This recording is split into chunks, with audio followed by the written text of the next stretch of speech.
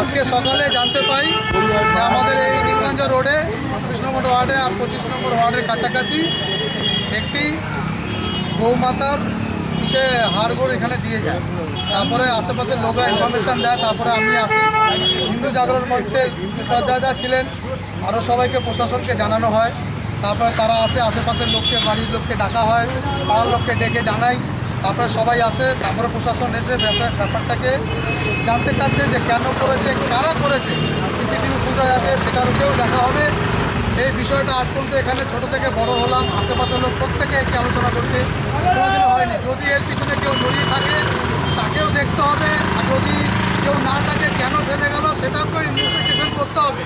আর এটা দ্রুত বিষয়টাকে তুলে ধরতে হবে, না হলে কামারহাটিতে কেউ না কেউ চাচ্ছে বিষয়টাকে অন্যদিকে নিয়ে গিয়ে অশান্তি করে কামারহাটিটাকে একটা পশ্চিমবাংলার মধ্যে একটা কেন্দ্রবিন্দু করে রাখা, যাতে দুজন ধর্মের লোককে লড়িয়ে যারা নিজেরা ফায়দা নিতে চাচ্ছে পলিটিক্যাল, সেটা যেন না হয়।